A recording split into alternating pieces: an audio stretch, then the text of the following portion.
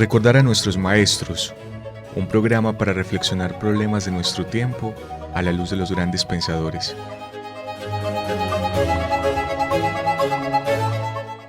Dirección: Carlos Mario González, profesor de la Universidad Nacional de Colombia, sede Medellín.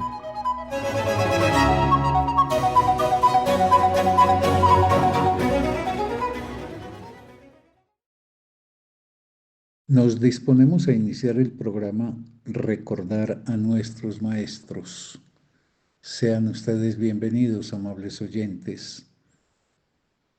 Este programa se transmite por la emisora de la Universidad Nacional de Colombia, sede Medellín, Radio UNAL Medellín, y se realiza por la Fundación Biblioteca Franz Kafka, BFK por sus siglas, que luego lo retransmite a través de sus propias redes sociales. A Jorgito Bencumea, agradecimiento por la labor que adelanta en la edición del programa. Unas precisiones antes de entrar en materia en relación a lo que he planeado ofrecerles hoy. Es importante tratar de entender, de comprender la atmósfera anímica, la concepción frente a la vida y su destino que rige a la sociedad de nuestra época, a la sociedad occidental de nuestro tiempo. He formulado en programas anteriores, de una manera muy gruesa, muy general, que a partir del Renacimiento se inicia para Occidente un camino que tiene logros muy importantes, porque significa volver a aterrizar la mirada sobre la condición humana, la sociedad humana, los seres humanos. Después de Grecia y de Roma, bajo el largo periodo de vigencia del cristianismo como forma hegemónica de cultura, pues la mirada de los seres humanos se había dirigido a los cielos y en ese sentido lo propio de nuestra condición estaba puesta en segundo plano. Desde el Renacimiento se inicia un camino que, y aquí está algo que es muy importante dejarlo claro para poder entender por qué la secuencia que yo he implementado y a dónde quiero llegar, sobre todo porque siendo este el 10º programa, nos restarían solamente 2 para concluir lo que fue pues esta serie planeada a propósito de este tema, de cómo entender el estado anímico, la forma de mentalidad que con respecto a la vida humana, a la vida en relación al futuro, al destino, hoy gobierna como una forma más o menos generalizada. Se ha planteado de mi parte que a partir del Renacimiento se produjo un hecho muy importante y es que se logra romper con la hegemonía cristiana que había desatendido el examen de lo propiamente humano, refiriéndolo únicamente cuando se ocupaba de ello a la condición de servidumbre respecto a los deberes concernientes con el más allá. En ese sentido, los 1000 años de hegemonía del cristianismo fueron un relativo olvido de la condición humana, excepción, repito, de aquello en donde el ser humano era considerado una figura tributaria del más allá. Con el Renacimiento, particularmente en el desarrollo de la ciencia, del pensamiento filosófico, se da inicio a una época que encontrará su forma exaltada a fines del siglo XVIII con la Ilustración. Y ahí he dicho La Ilustración trajo consigo un gran optimismo. La Ilustración establecía una mirada que consideraba que en el desarrollo, bajo la forma de un progreso incesante, la humanidad alcanzaría realizaciones cada vez más plenas. A la Ilustración, con su optimismo, se le contrapuso el romanticismo. Y el romanticismo, aunque hace una refutación de la Ilustración y aunque introduce algunos elementos no gratos para la mirada ilustrada, como por ejemplo el lugar de la muerte, el romanticismo de todas maneras equivale a una posición optimista con respecto a la condición humana. Repito, incluso aunque introduzca el tema de la muerte, pero veremos que esa forma en que introduce el tema de la muerte no rebate el optimismo que tenía en que el ser humano podía encontrar formas elaboradas y acabadas de realización de su destino. A esa mirada optimista, que bajo formas particulares como la ilustrada y la romántica, empieza a darse en la atmósfera espiritual y mental de Occidente, le aparecerán algunas formas de refutación, particularmente dos, que son contrapuestas entre ellas. Por un lado, aparece lo que hoy es más o menos dominante en el mundo contemporáneo, que se fue cocinando desde el siglo XIX, que es el asunto del nihilismo.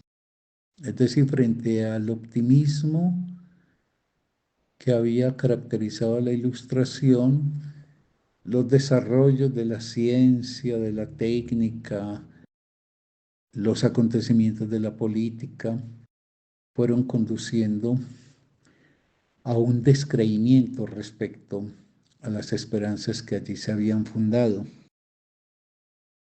Y a ese optimismo se le respondió con el pesimismo.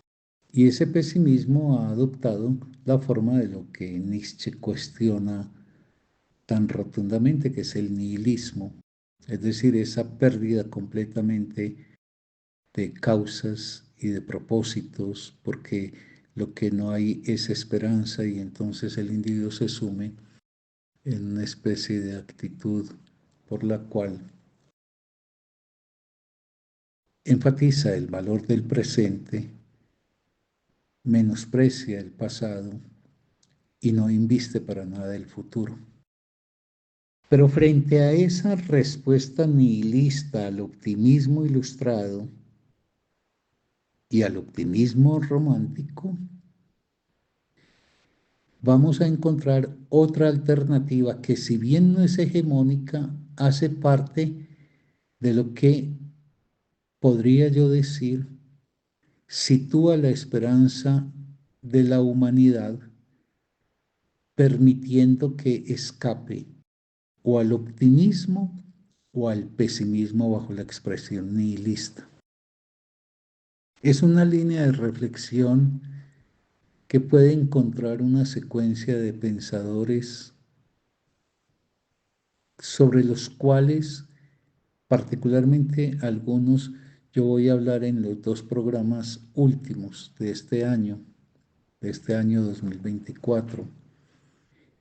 Pero uno podría establecer una saga de pensadores que con su reflexión, con su pensamiento, refutan tanto el optimismo ilustrado y romántico como el nihilismo, que como respuesta a ese optimismo ha ido embargando la cultura contemporánea.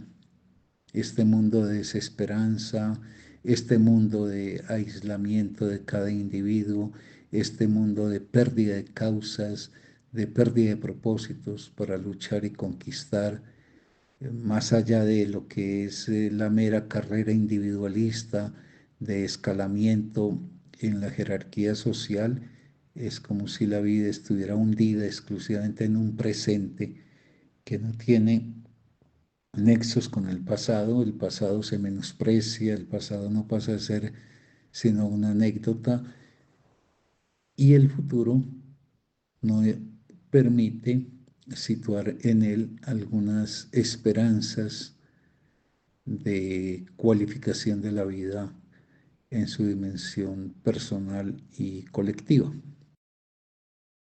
Esos pensadores, dichos rápidamente, los más destacados son Schopenhauer. Bueno, inicio más bien con Kant, porque Kant he formulado en programas previos. Kant es un pensador que si bien es representativo de la Ilustración, de otro lado, en Kant hay otra faceta y es que Kant empieza a plantear en su reflexión sobre el ser humano, empieza a plantear unas limitaciones respecto del optimismo que había trazado la Ilustración. O sea, en Kant hay como dos facetas, una del hombre netamente ilustrado, quizás el gran paradigma de la Ilustración, y de otro lado, el hombre que sabe introducir interrogantes a esa imagen de destino realizado y de sobre todo encuentro armonioso de los seres humanos que había pues pensado la Ilustración que era el destino que nos aguardaba. Pero siguiendo con esta línea de grandes pensadores, después de Kant sería necesario hablar de Schopenhauer.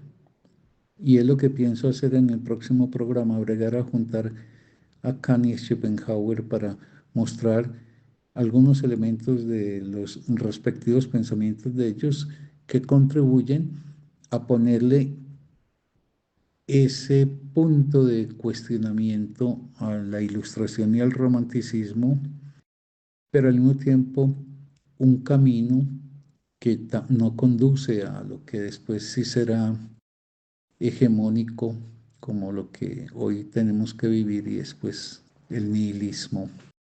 Y obviamente en esa secuencia de pensadores hay pensadores fundamentales a los cuales también me referiré ya en el último programa que son Nietzsche y Freud. Y habrá que dejar, por falta de tiempo, pues hacer aunque sea una mención al papel de la gran literatura del siglo XIX, que es otra fuerza de cuestionamiento al optimismo, pero de esguince al pesimismo o al nihilismo. Y obviamente quedaría también un pensador como Heidegger en el tintero. Por eso lo que sería importante es hoy terminar con este asunto del romanticismo para mostrar esa faceta que en él se daba también en términos de un optimismo, aunque en dirección contraria al optimismo que trazaba la Ilustración. Y es a lo que entonces voy a dedicar los minutos que siguen.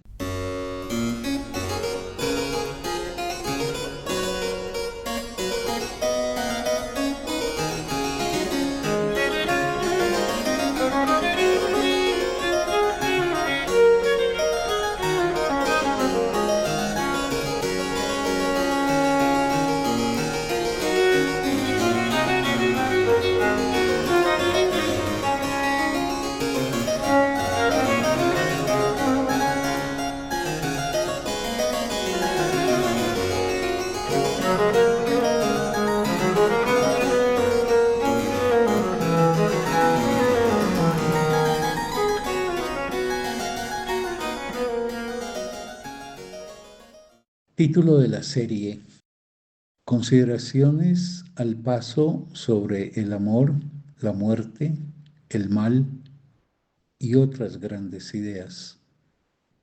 Título del programa de hoy: Lo imposible en los vínculos humanos 10. Entonces quiero ahora, como contraparte al optimismo ilustrado, mostrar el optimismo romántico. Porque esas dos formas del optimismo hemos de tratar de entenderlas para luego comprender la respuesta pesimista en la forma del nihilismo que gobierna la sociedad contemporánea. Y para poder entender ese lugar alternativo que los grandes pensadores mencionados, Kant, Schopenhauer, Nietzsche, Freud, los grandes escritores de la literatura del 19 y de comienzos del 20, y Heidegger, estos pensadores, digo, elaboran una reflexión que permite deslindarse por un lado del optimismo y por otro lado del pesimismo.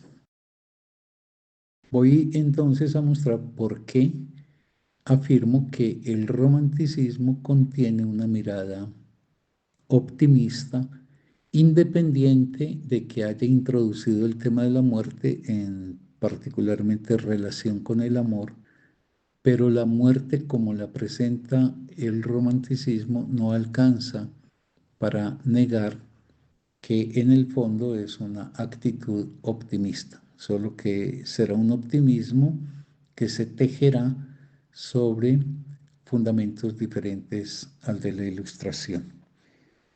Entonces, el romanticismo es esencialmente el reconocimiento y valoración en el ser humano de las emociones y los sentimientos, frente a lo que la racionalidad ilustrada venía planteando, que era el gran primado de la razón. Los románticos contestarán: el ser humano es un ser esencialmente de las emociones y los sentimientos.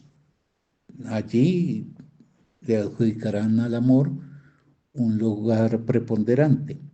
Obviamente todo esto tiene que ver con que el romanticismo, pues, en consecuencia con esa prevalecencia de las emociones y los sentimientos, exaltará conceptos como el del individuo, la libertad y la naturaleza. De ella tendré que hablar porque hace parte de uno de los fundamentos del optimismo romántico.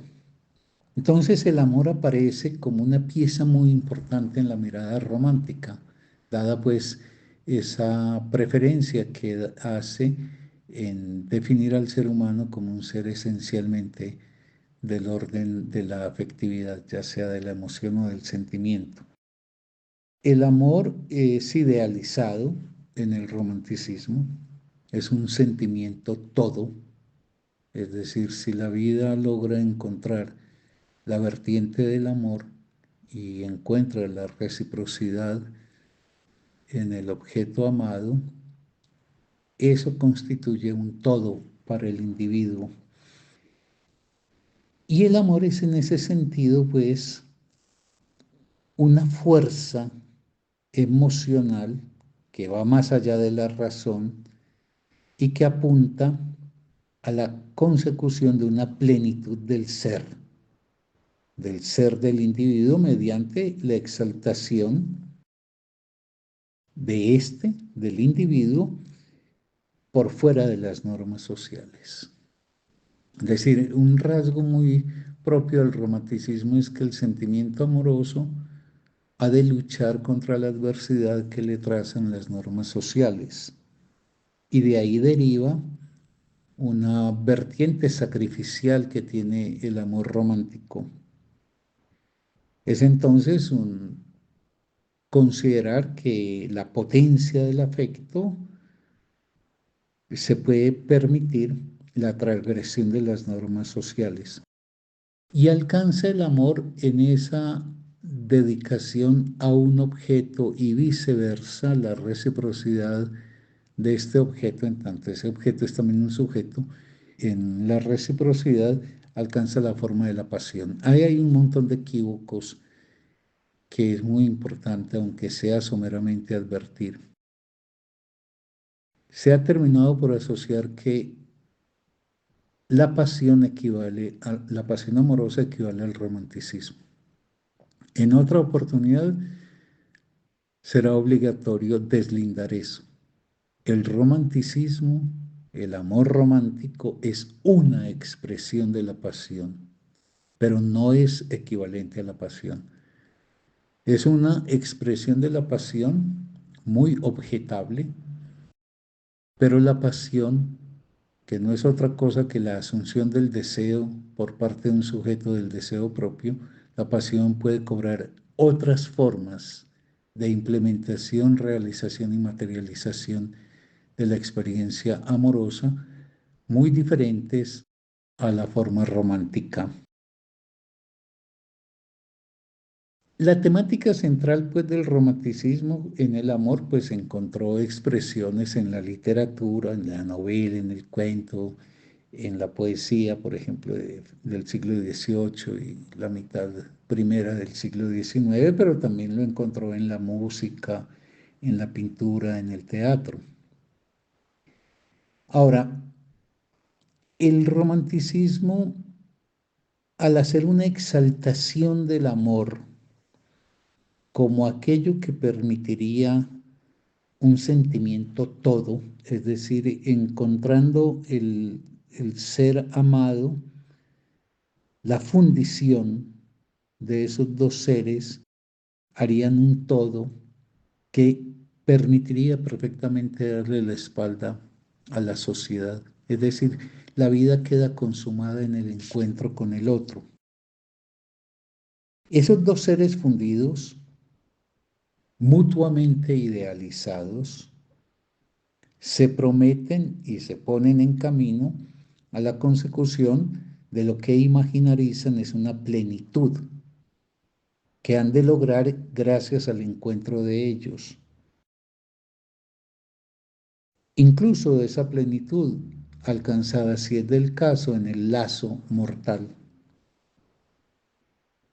y si es del caso también en el sufrimiento, porque tanto la deriva hacia el sufrimiento como la deriva a la muerte que trae consigo el amor romántico, nace de la oposición que se tiene a los obstáculos externos. Es decir, para los románticos no hay un obstáculo interno entre los amantes que tenga que ver con lo que posteriormente Freud nos ayudará a esclarecer, que es la emergencia del sujeto, sino que los románticos piensan que los obstáculos a la pasión amorosa, que es la promesa de la plenitud dichosa y feliz, los obstáculos provienen es desde afuera, particularmente de las normas sociales o incluso de la naturaleza, allí donde la naturaleza puede expresarse, por ejemplo, como enfermedad, etcétera, como una fatalidad, pues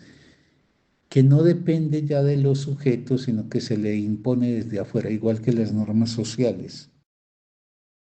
Y en ese sentido, esos dos que están hechos uno para el otro, bajo la lógica de una entrega total, de una unión armónica del otro como aquel que garantiza la plenitud, digo, esa fuerza del amor romántico para atar a dos seres que se idealizan como los que mutuamente se darán la plenitud, les permite encontrar en las normas sociales que se oponen a dicho encuentro un enemigo a combatir, incluso si es necesario, pagando el precio de la muerte. En ese sentido, el amor es un camino optimista para el espíritu romántico. Y es optimista incluso aunque tenga que terminar en la muerte. Es optimista porque finalmente los seres humanos pueden encontrar una plenitud, una realización cabal y completa de sí mismos. En este caso, pues en el encuentro de un otro que sería el par con el cual se completaría la unificación. Y si hay muerte y hay sufrimiento es, repito, porque hay adversidades que vienen de afuera. El romanticismo completa su actitud optimista con otros dos elementos. De un lado, en un horizonte reconciliador del ser humano consigo mismo, con los demás, con su destino, es decir, que en el ser humano sí estaría la posibilidad de una reconciliación hacia lo armónico. Esos dos elementos agregados al amor serían de un lado la naturaleza y de otro lado la tradición. La naturaleza es para la mirada romántica lo que se opone precisamente a la invasión y al extrañamiento que impone el proceso de industrialización y el conocimiento científico-técnico. Esa artificialidad que es propia de la cultura humana, que cobraría la forma desarrollada de la ciencia y de la técnica, a eso el romanticismo le contesta con la naturaleza como esa forma que permitiría al ser humano integrarse a sus raíces y poder desenvolverse entonces en una relativa armonía. Y eso, así como pasaba con el amor, incluso aunque la naturaleza tenga una faz feroz y logre mostrar también una potencia que amenaza al ser humano. Pero en todo caso, la naturaleza trazaría aquello que el ser humano no debería olvidar. Y de otro lado, el romanticismo como tercera, diría yo, fuerza salvífica que encuentra o camino salvífico es la tradición. Si la ilustración se dirige vía el cambio a una transformación permanente de las referencias de los individuos y de la sociedad, los románticos reivindican el valor de la tradición. Es decir, el problema es que el ser humano pierde esas raíces supuestas en la tradición y a las cuales se les endilga una sabiduría específica. De ahí pues que el planteamiento romántico tenga una característica también optimista, es decir, encuentra que sí habría caminos donde el ser humano alcanzaría la plena realización de sí, ya sea en el encuentro con otro amado, ya sea en el acatamiento a la naturaleza como la forma en la cual el ser humano debería desplegar su existencia, o ya sea en acogerse a la tradición como una forma de la sabiduría que éste no podría desconocer.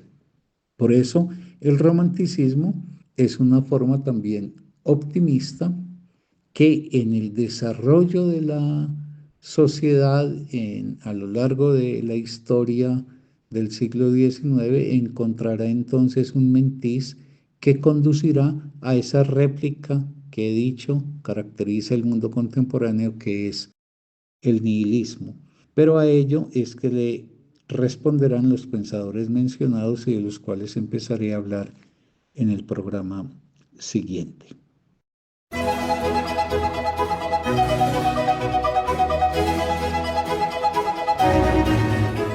Recordar a nuestros maestros, un programa para reflexionar problemas de nuestro tiempo a la luz de los grandes pensadores.